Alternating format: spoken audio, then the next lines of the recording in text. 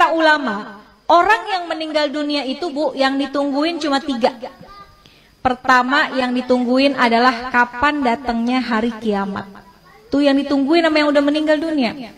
Kalau orang yang meninggal dunia orang soleh, ahli ibadah, sekalipun wafatnya udah puluhan tahun, ratusan tahun, tapi ketika dia di dalam kubur rasanya kayak cepet banget, gak terasa. Kenapa? Karena Allah berikan hadiah kuburnya menjadi taman-taman surga. Kita berharap kita bisa model kayak begitu.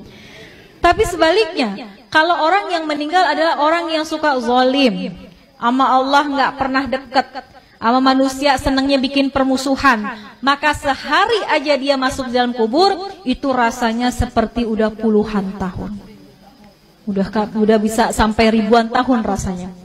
Maka orang yang ada dalam kubur yang meninggal dunia nungguin kapan sih datangnya hari kiamat. Orang baik pengen buru-buru cepat supaya bisa segera masuk dan menikmati keindahan surganya Allah Subhanahu wa ta'ala.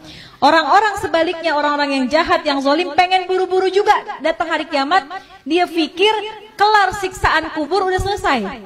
Padahal masih banyak siksaan yang lebih besar, yaitu ketika datangnya hari kiamat. Maka pertama orang yang meninggal nungguin kapan datangnya hari kiamat.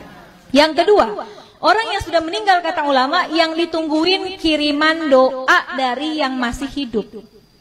Makanya kalau peringatan haul kayak gini Bu, yang paling girang adalah orang yang dihaulin. Itu dalam kitab Ruh digambarkan, orang yang dikirimin hadiah, ya, Fatihah aja, bahkan sekedar doa dari orang yang masih hidup kepada orang yang sudah meninggal dunia, di dalam kubur hatinya girang luar biasa. Bahagia luar biasa, sampai penghuni kubur samping-sampingnya pada ngeliatin Bu. Kayak orang lagi di pesantren, ditengokin sama orang tuanya dibawain makanan, kan temen-temennya pada ngeliatin tuh ya. Tuh sama ceritanya seperti apa yang ada dalam kubur.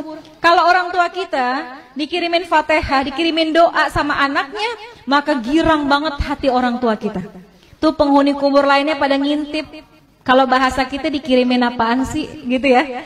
Maka mereka sangat menunggu kiriman doa daripada keluarganya yang masih hidup di dunia.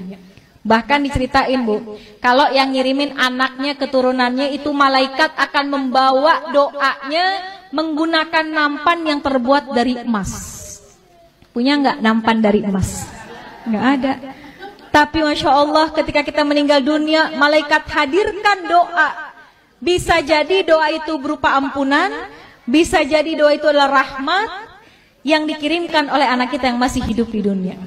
Maka yang ditunggu-tunggu itu doa. Makanya Bu, kenapa kita penting banget punya anak yang ngerti agama, supaya ketika kita meninggal dunia, Fatihah nggak lepas dari lisannya.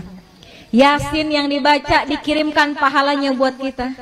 Kalau anak Bu ke orang tua, kalau kata guru saya, anak ke orang tua sekalipun gak dia niatin khusus buat orang tua saya, sekalipun gak disebut, pahalanya terus dialirkan oleh Allah kepada orang tua kita yang sudah meninggal dunia. Apalagi kalau diniatkan secara khusus.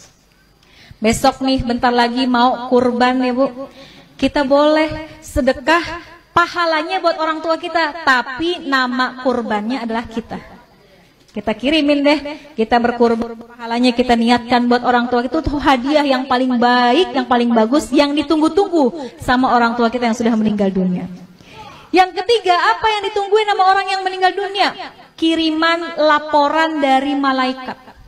Tuh malaikat itu Bu ngirimin laporan tentang anak cucu keturunannya. Kalau anak-anaknya pada soleh, solehah, pada ahli ibadah, orang tua kita girang dalam kuburnya. Ya Allah, girang hatinya. Tapi kalau yang disampaikan oleh malaikat, anak-anaknya pada berantem, anak-anaknya ninggalin sholat, anak-anaknya pada nggak akur satu sama lain, itu juga berita itu akan sampai kepada orang tua kita.